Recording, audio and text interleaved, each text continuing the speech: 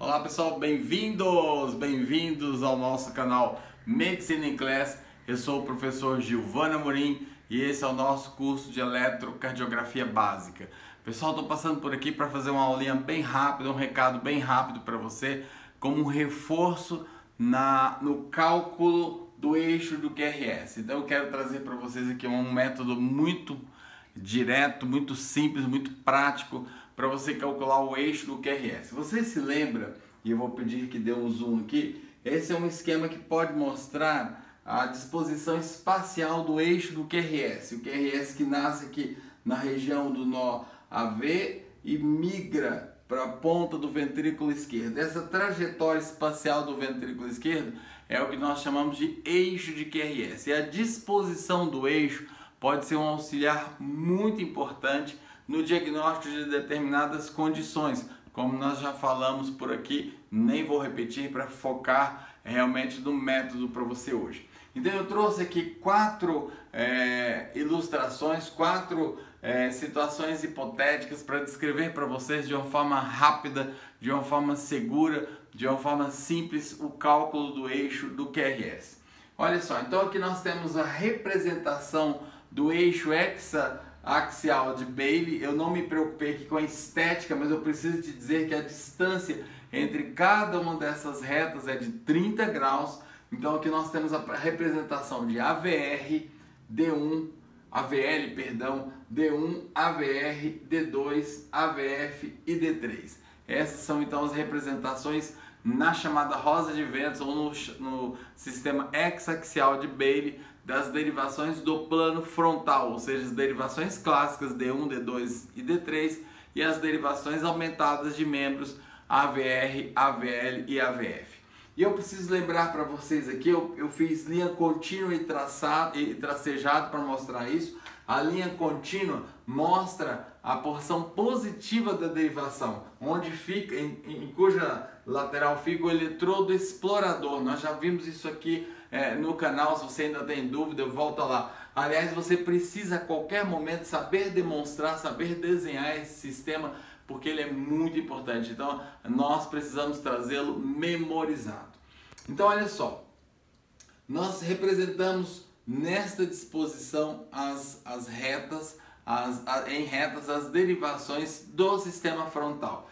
E a partir da análise dos vetores visto por cada uma das derivações é que nós conseguimos fazer o eixo do QRS, o eixo médio da despolarização ventricular. Claro, aqui nós estamos interessados na despolarização do QRS, mas você também poderia fazer isso para a onda P, aproveitando ou se valendo dos mesmos princípios.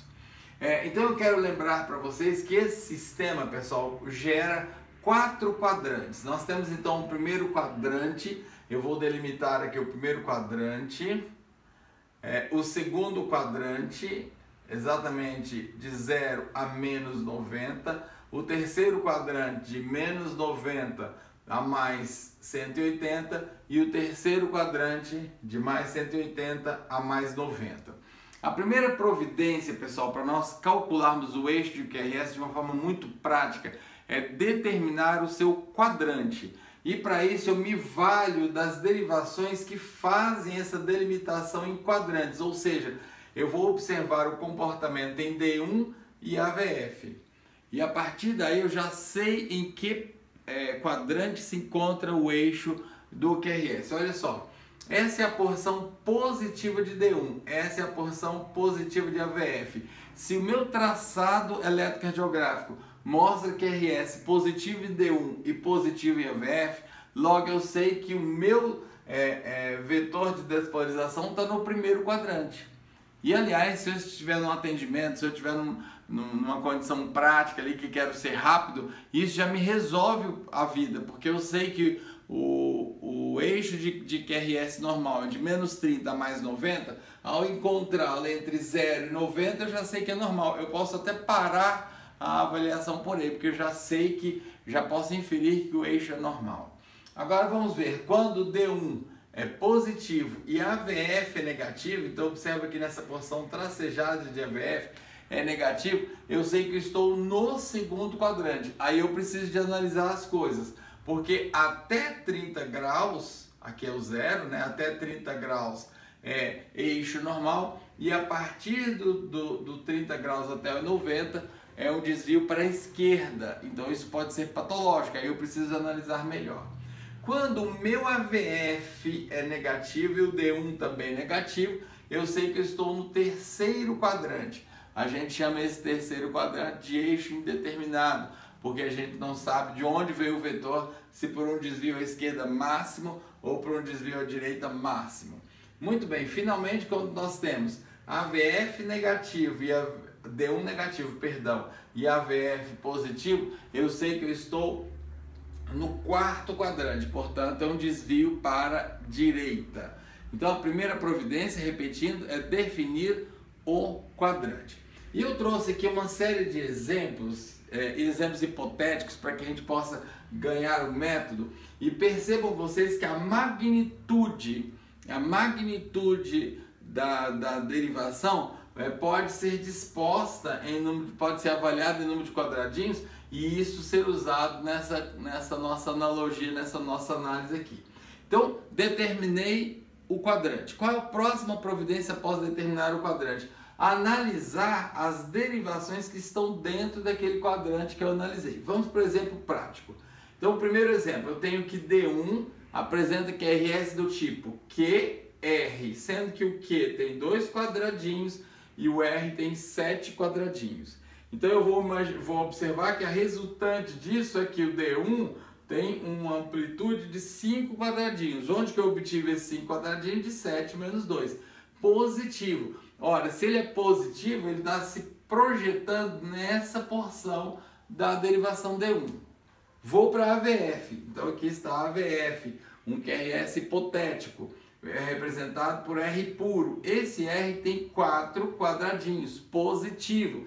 Então vai ser representado aqui nessa porção de AVF. Então eu já sei que o meu vetor de despolarização ventricular se encontra nessa porção, ou seja, ele se encontra no primeiro quadrante.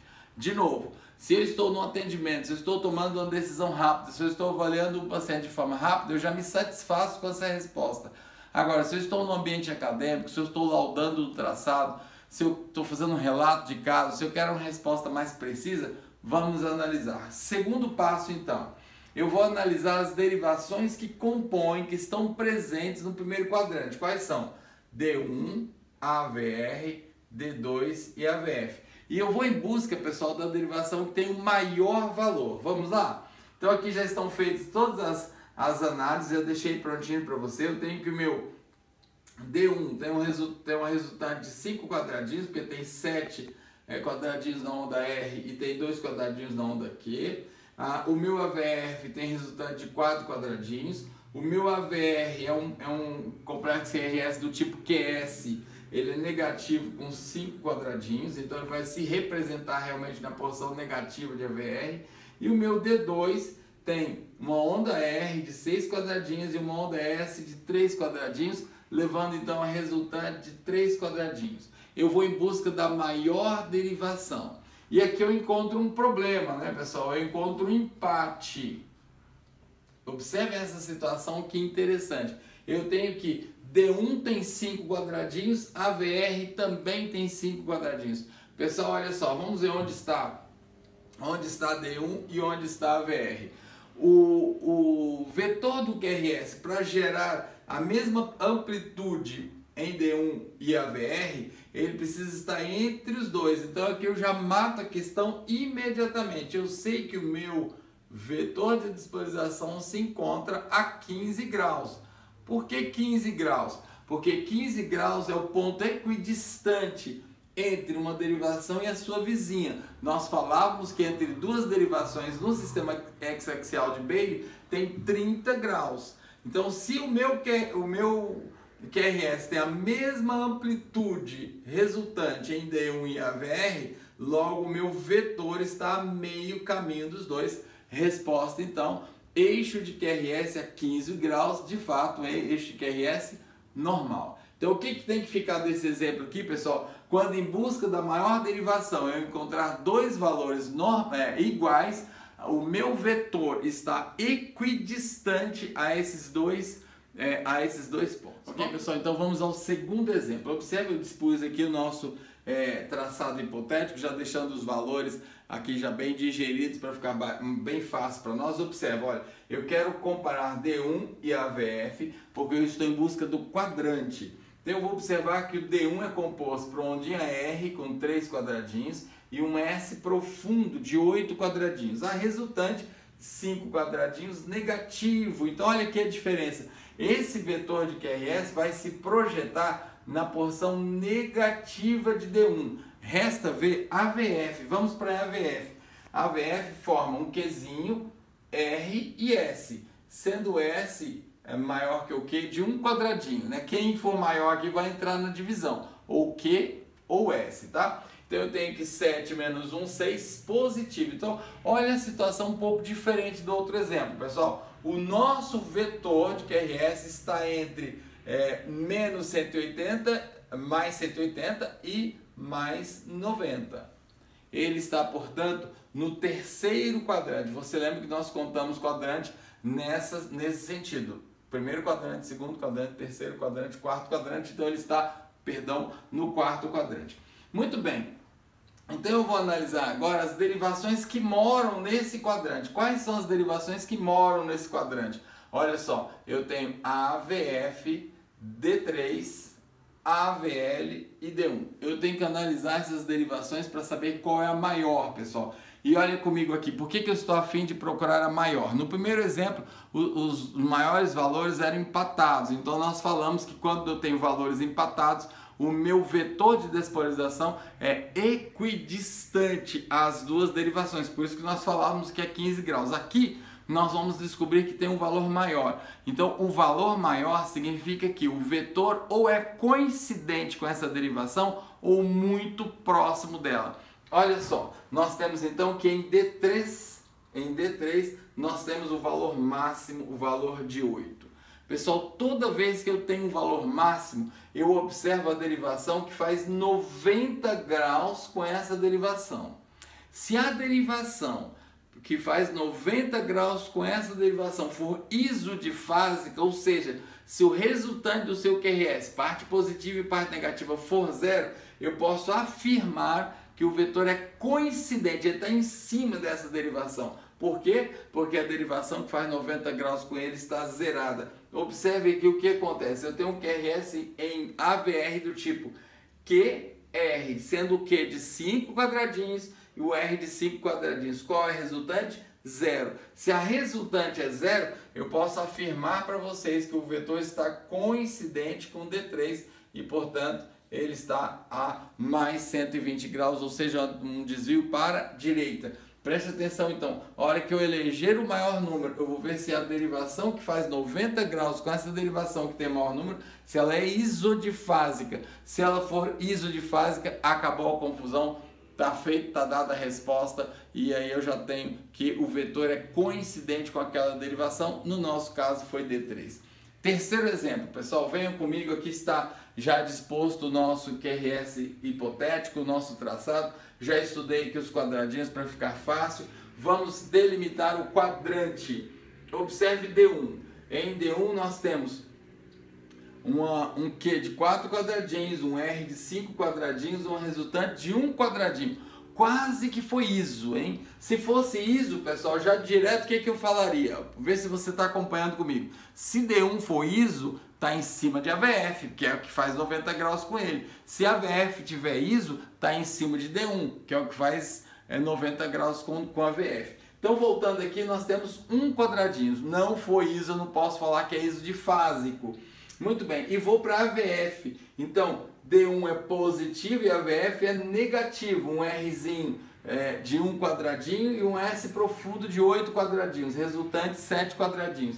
Então, eu tenho que AVF negativo e D1 vai ser positivo. Então, o meu QRS se encontra aqui no segundo quadrante. Vamos lembrar que até menos 30 é normal.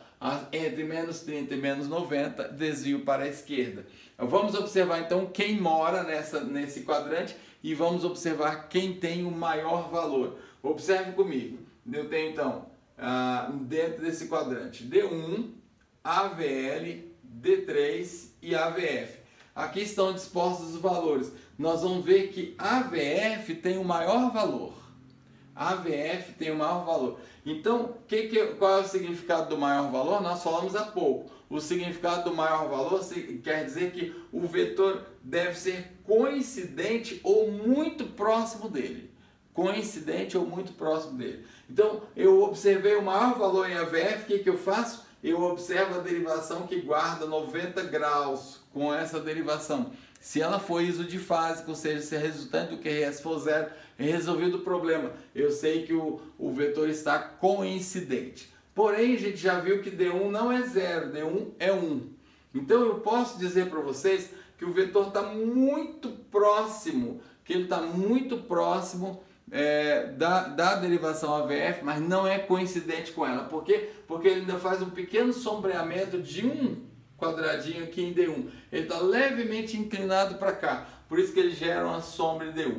Aí a gente faz um artifício. Pessoal, olha só, lembra que eu falei que entre uma derivação e outra a gente tem 30 graus? Lembra que eu falei para você que a metade é 15 graus? Se eu tenho que essa derivação, que no caso é AVF, e essa derivação, que no caso é D3, se elas tivessem os mesmos valores, estava resolvido. Eu sei que o meu QRS estaria a meio caminho delas. Olha só, D3 tem 6. D3 tem 6. AVF tem 7. Então está quase no meio. Concorda? Mas está pendendo para AVF. Também não é AVF. Por que não está em AVF? Não está em AVF porque ele não é ISO em D1. Então eu posso dizer para vocês que ele está aqui, ó, num ponto entre 15 graus para chegar em AVF e no próprio AVF.